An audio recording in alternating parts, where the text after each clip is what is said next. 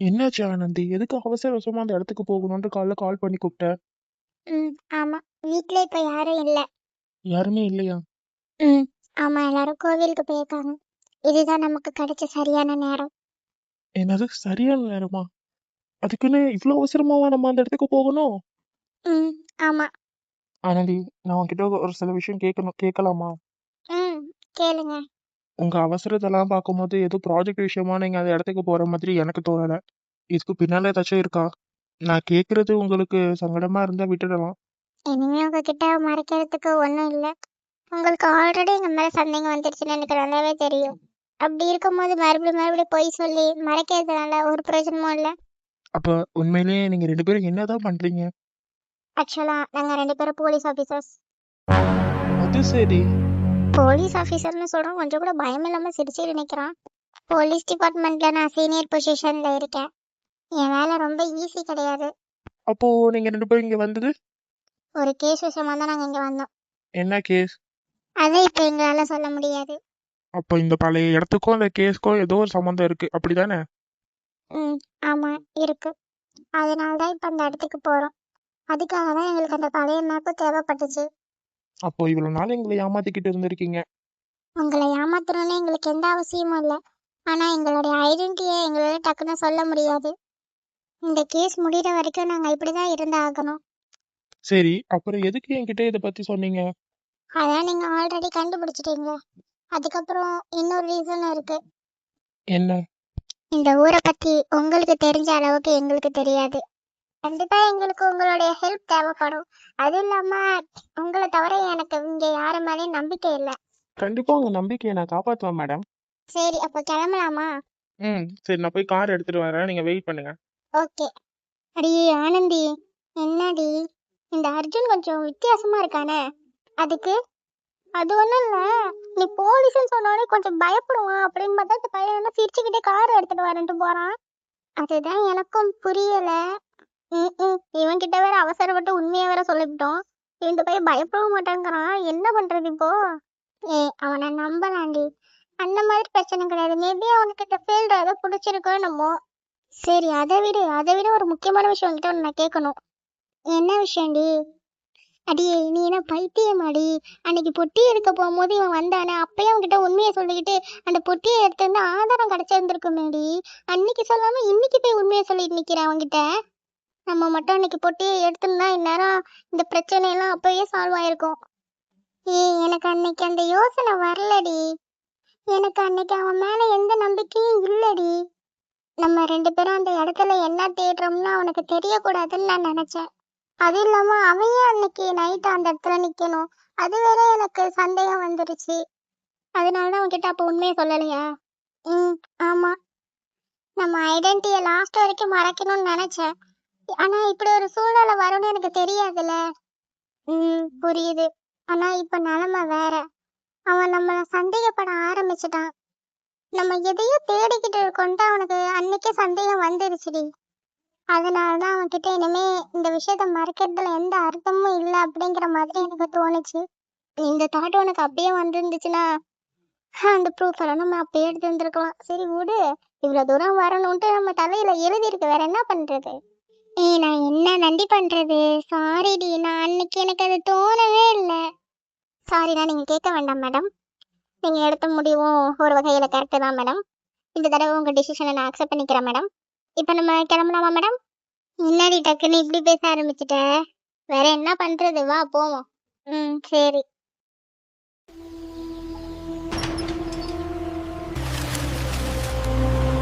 என்ன அர்ஜுன், இதுதான் அந்த இடமா?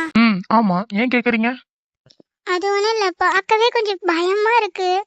உண்மையை சொல்லணும்னா பழைய பேய் பங்களா மாதிரி இருக்கு. எது? பேய் பங்களாவா? ஆமா, நீங்களே பாத்தீங்களா, கதவெல்லாம் உடைஞ்சிருக்கு, ஜன்னல்லாம் வேற தூசியா இருக்கு, சுத்தியும் யாருமே இல்ல. யாழினி, நீ பயப்படுற அளவுக்கு இங்க ஒண்ணுமே இல்லடி. அடிப்போடி, நீ எப்பவுமே இதான் சொல்லுவ, உனக்கு பயங்கிற ஒரு விஷயமே கிடையாது. பயம் இருக்கலாம், ஆனா அதுக்காண்டி நம்ம இங்க வந்த வேலையை விட்டுட்டு அப்படியே போக முடியுமா? நான் எங்கடி வேலையை விட்டுட்டு போகணும்னு சொன்னேன்? இந்த இடத்த பாரு. ஐயோ, பயமா இருக்குடி. இரு, நான் கொஞ்ச நேரம் இங்கேயே இருந்து என் மனசை கொஞ்சம் தைரியப்படுத்திக்கிட்டு அதுக்கப்புறம் உள்ள வரேன். இந்த இடம் ரொம்ப வருஷமா இப்படியே தான் கிடக்கு. எவ்வளவு வருஷமா இப்படியே கிடக்கு? சரியா எத்தனை வருஷமா இந்த இடம் இப்படி கிடக்குன்னு எனக்கு தெரியல. ஆனா நான் சின்ன வயசுல இருந்து இந்த இடத்த இப்படியே தான் பார்த்துட்டு இருக்கேன். அப்படியா? ஆமா. ஆனா முன்னாடி இங்க யாரோ தங்கி இருந்ததா பெரியவங்க சொல்லுவாங்க. ஆனா விவரம் தெரிஞ்சதுல இருந்து நானும் இந்த இடத்த பார்த்துட்டு தான் இருக்கேன். இங்க யாரும் தங்குற மாதிரி எனக்கு தெரியல. இங்க பாருங்க, செடி கொடி எல்லாம் எப்படி வளர்ந்து கிடக்குன்னு. அப்புறம் இந்த இடத்த யார் கவனிச்சுக்கிட்டு இருக்கா? யாரும் கவனிக்காம விட்டா எல்லா இடமும் இப்படிதான் இருக்கும். சரி வாங்க உள்ள போவோம். என்ன அதுக்குள்ளேயே வா. ஆமா. சரி சரி, நீங்க முன்னாடி போங்க, நான் பின்னாடி வரேன். அப்போ நாங்க முன்னாடி போனா நீங்க பின்னாடி வருவீங்க. நானும் வருவேன், போங்க. சரி சரி வாங்க, எதுக்கு பயப்பட்டீங்க? அதான் நான் இருக்கேனே. ஒவ்வொரு தடவையும் நீங்க இருக்கிறதா எங்களுக்கு ரொம்ப பயமா இருக்கு. ஏதாச்சும் சத்தம் கேட்டுச்சுன்னா நான் அப்படியே உங்களெல்லாம் விட்டுட்டு ஓடியாந்துருவேன். சரி, சத்தம் கேட்டா பாத்துக்கலாம், வா. சரி உள்ள போங்க.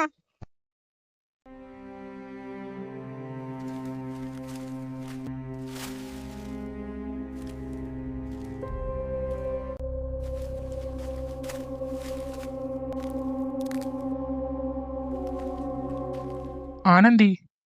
சொல்லுங்க அர்ஜுன். ஆனந்தி, இந்த இடத்துல எதுவுமே இருக்கிற மாதிரி எனக்கு தோணல. ஆமா ஆனந்தி, நாங்களும் எல்லா இடத்துலயுமே தேடிட்டோம்.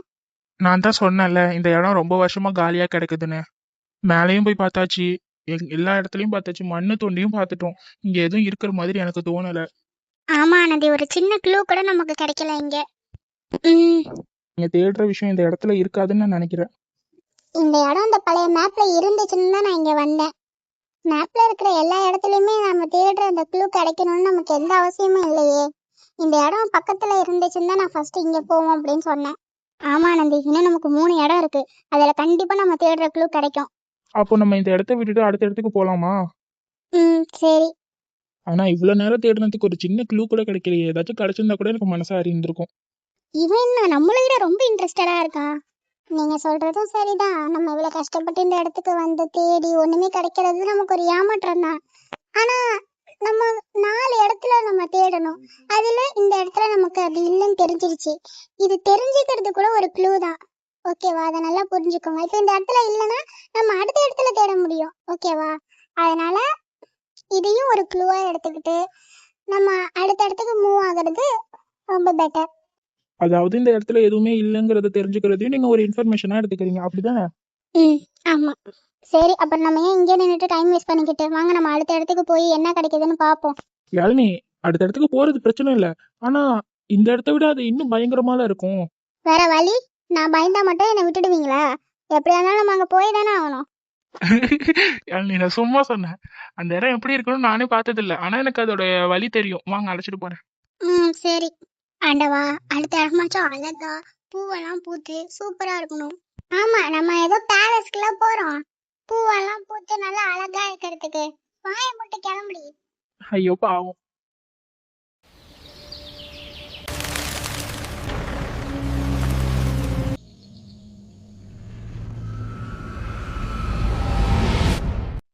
என்ன யாழினி, ரியாக்ஷன்லாம் ரொம்ப பயங்கரமா இருக்கு. அர்ஜுன், இந்த இடம் அந்த இடத்த விட ரொம்ப மோசமா இருக்கு. இவ்வளோ பெரிய பங்களா இப்படி இடிஞ்சு போய் கிடக்கு. இந்த பங்களாக்குன்னு ஒரு வரலாறு இருக்கு. என்ன அது? சுமார் 40 வருஷத்துக்கு முன்னாடி இந்த பங்களா ஒரு நிலக்காரரோட குடும்பத்தோட பங்களாவா இருந்துச்சு. அப்புறம் ஒரு நாள் இந்த வீட்டோட பின்புற அறையில அந்த குடும்பத்தோட மூத்த பையன் இறந்து போய் கிடந்தாரு.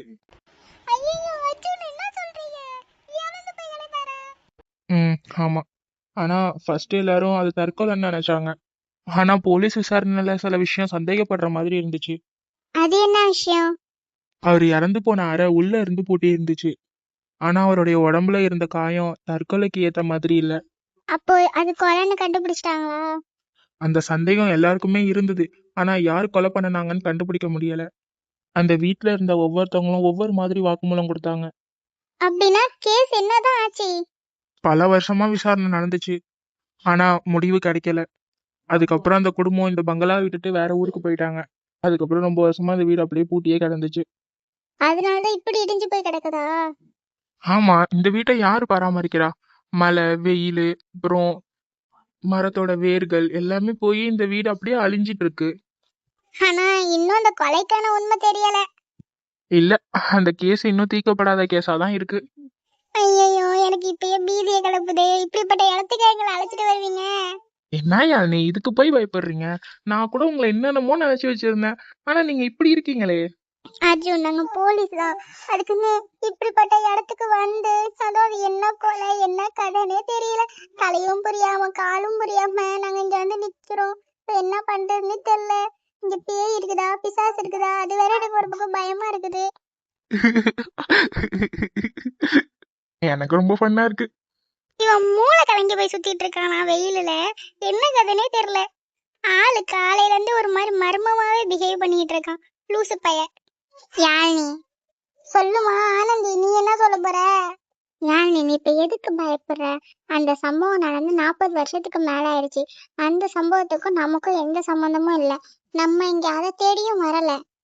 ஆனா இங்க நிக்கும் போது எனக்கு ஒரு மாதிரி இருக்குடி ஆனந்தி. அதனாலதான் நான் சொல்றேன், உன் பயத்தினால நம்ம வேலையை மறந்துடாத. நம்ம இங்க வந்த அந்த பழைய கதையை தேடிக்கிட்டு இல்ல, அது நம்ம விசாரிக்கிற கேஸுக்காண்டிதான் நம்ம வந்திருக்கோம் இங்க. புரியுது. சரி அப்போ நம்ம நேரத்தை வீணாக்காம உள்ள போயிடுவோமா? அர்ஜுன் உங்க மண்டையில ஏதாச்சும் அடிபட்டு இருக்கா அர்ஜுன்? ஏன் கேக்குற? இல்ல காலையில இருந்து நீங்க தான் சைக்கோ மாதிரி நடந்துட்டு இருக்கீங்க, அதுக்காண்டி தான் கேக்குறேன்.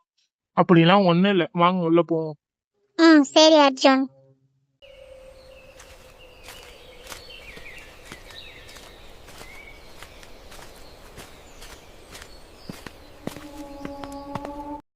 ஐயோ என்ன இந்த இடம் இப்படி இருக்கு? படிக்கட்டுலாம் ரொம்ப மோசமா இருக்கு. மேலே ஏறி போய் ஏதாச்சும் தேடலான்னு பார்த்தா இப்படி இருக்கு. இதுல மேலே ஏறதுக்குள்ளே நம்ம கீழே விழுந்து ஒரேடியா மேலே போயிடுவோம் போலயே. இவகிட்ட சொல்லி பார்ப்போம், இதுலலாம் நம்மளால ஏற முடியாதுப்பா. ஆனந்தி சொல்லுடி. ஆனந்தி மேலே ஏறி பார்க்க முடியாது போல. படிக்கட்டெல்லாம் போய் பாரு எப்படி இடிஞ்சு போய் கிடக்குதுன்னு. அதுல ஒரு அடி கூட எடுத்து வைக்க முடியாது போல நம்மளால. அதை பத்தி தாண்டி நானே யோசிச்சுக்கிட்டு இருக்கேன். இப்ப என்ன பண்றதுன்னே தெரியல.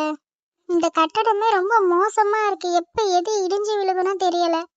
ரொம்ப வருஷமா இருக்குதுல, அதனாலதான் இவ்வளவு மோசமா இருக்கு. ஏன் அர்ஜுன் உங்களுக்கு இதெல்லாம் பார்த்தா பயமாவே இல்லையா? நான் ஏன் பயப்படணும்? அதான் நீங்க 2 பேரும் இருக்கீங்களா, நீங்களே இவ்வளவு தைரியமா இருக்கும் போது எனக்கு என்ன? அர்ஜுன் வெளியில பார்க்கும் போது தான் அப்படி இருக்கும், உள்ளுக்குள்ளதான் நடுங்குது எனக்கு. சரி விடுங்க யாழினி. சரி வாங்க தேடுவோம். சரி நான் அந்த ரூம்குள்ள மட்டும் போய் தேடிட்டு வரவா? எது இந்த ரூம்குள்ள போய் பார்க்க போறியா? இப்பதான் போய் பார்த்தேன், உள்ள கண்ணாடி உடைஞ்ச சத்தம் கேட்டுச்சு தெரியுமா? என்ன அர்ஜுன் சொல்றீங்க, உண்மையிலே சத்தம் கேட்டுச்சா? யாழினி நீ பயப்படுற அளவுக்கு ஒண்ணும் இல்ல, நான் தான் போய் ஒரு கிளாஸ்ல காலை வச்சிட்டேன். அர்ஜுன் தயவு செஞ்சு விளையாடாதீங்க அர்ஜுன், எனக்கு ஏற்கனவே பயமா இருக்கு. பேய் வந்துச்சுன்னா ஃபர்ஸ்ட் என்னதான் பிடிச்சிட்டு போவோம், உங்களை பிடிச்சிட்டு போவாது, ஓகேவா? பேயே இல்ல அர்ஜுன், வாங்க நம்ம கிளம்புவோம் இந்த இடத்த விட்டு. 2 பேரும் தயவு செஞ்சு இப்படி விளையாண்டுட்டு இருக்கிறத நிப்பாட்டுறீங்களா? இந்த இடத்துல எதுவும் இருக்கிற மாதிரி எனக்கு தெரியல. எது என்ன பார்த்தா உனக்கு விளையாண்டுட்டு இருக்கிற மாதிரி இருக்கா? சரி விடியா நீ, நம்ம இப்ப கிளம்பலாமா? இங்க இருக்கிறது சேஃப்ங்கிற மாதிரி எனக்கு தோணல. சரி ஆனந்தி, அடுத்த இடத்துக்கு போலாமா? வேணாம் வேணாம், நம்ம வீட்டுக்கே போவோம், நாளைக்கு போவோம் அடுத்த இடத்துக்குலாம். சரி அர்ஜுன், அவளுக்கும் ரொம்ப டயர்டா இருக்கு போல, நம்ம நாளைக்கு போய்ப்போம். இப்ப நம்ம வீட்டுக்கு போயிடலாம். சரி.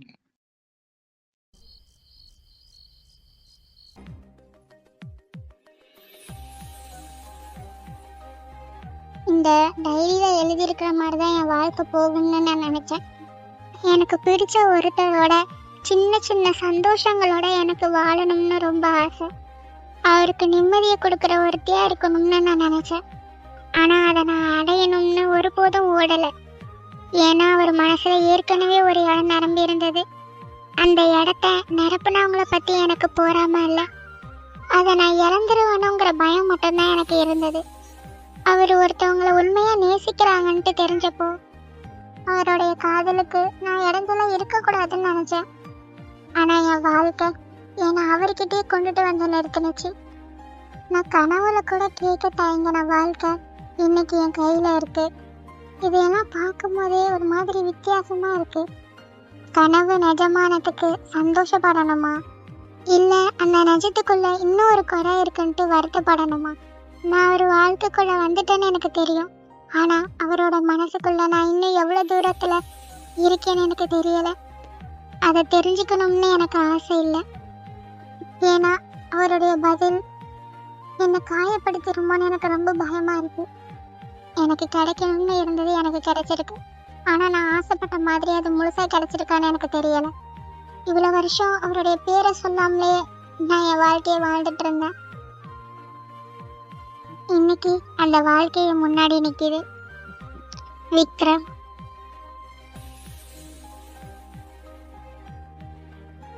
நான் உங்களை காதலிச்சது உங்களை அடையணும்னு இல்லை, நீங்க சந்தோஷமா இருக்கணும்னு தான். அதனாலதான் இத்தனை வருஷமா என் காதலை உங்ககிட்ட சொல்லாமலே இருந்தேன். ஆனா இன்னைக்கு நீங்க என் வாழ்க்கையில இருக்கீங்க. அதுக்கு மேல என்னால எதையும் கேட்க முடியல. ஆனா ஒரு சின்ன ஆசை மட்டும் இருக்கு. ஒரு நாள் நீங்க என்னை பார்த்து நீ வந்ததுக்கு அப்புறம் தான் என் வாழ்க்கை முழுமையாயிடுச்சுன்ட்டு மனசார சொல்லணும். அந்த ஒரு நாளுக்காக இந்த காதலோடயே நான் காத்திருப்பேன்.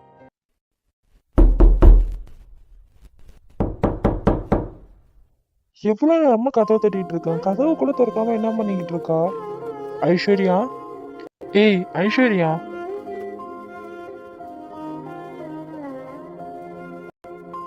வாங்க விக்ரம், நீங்க எப்போ வந்தீங்க? என்னாச்சு? எதை பத்தி யோசிச்சுட்டு இருக்கேன்? எவ்வளவு நேரம் தெரியுமா கதவை தட்டிட்டே நின்றேன்? எனக்கு தெரியல விக்ரம். என்ன ஆச்சு? ஒன்னும் இல்லையா விக்ரம். உன் மூஞ்ச பார்த்தாலே தெரியுது நீ எதையோ மறைக்கிறேன்ட்டு. அப்படிலாம் நான் எதையும் மறைக்கலையே. என்கிட்ட பொய் சொல்லணும்னு நினைக்காத. நீ எப்ப எப்படி இருப்பேன்னு எனக்கு நல்லாவே தெரியும். என்ன தாண்டி ஆச்சு? இப்பயாச்சும் சொல்லுடி. ஒன்னும் இல்ல. ஒண்ணும் இல்லாமலே அந்த முகம் இப்படி இருக்கு? எப்படி இருக்கு? இத மாதிரி நான் உன்னை என்னைக்குமே பார்த்ததே இல்லை ஐஸ்வர்யா. என்ன ஆச்சுன்னு சொல்லு. ஒன்னும் இல்ல விக்ரம், கொஞ்சம் மனசு சரியில்லை, அவ்வளவுதான். ஏன் மனசு சரியில்லை? என்ன ஆச்சு?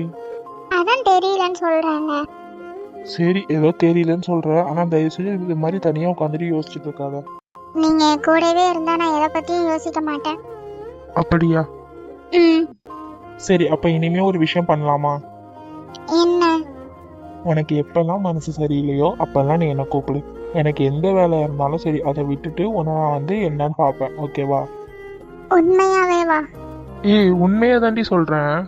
நீ இப்படி சோகமா இருக்கிறத பார்க்க எனக்கு பிடிக்கல. நான் சோகமா இருந்தா உங்களுக்கு ரொம்ப கவலையா இருக்கா? நீ என் மனைவிடி. நீ சோகமா இருக்கும் போதும் சரி, கஷ்டப்படும் போதும் சரி, சந்தோஷப்படும் போதும் சரி, எல்லாத்துலயுமே நான் உன் கூட இருப்பேன்டி. அப்போ உங்களுக்கு நான் உண்மையாவே ரொம்ப முக்கியமா? நீ நினைக்கிறத விட நீ எனக்கு ரொம்ப முக்கியம். நீ எதை நினைச்சு கவலைப்படாத, கடைசி வரைக்கும் நான் உன் கூட இருப்பேன். சரி.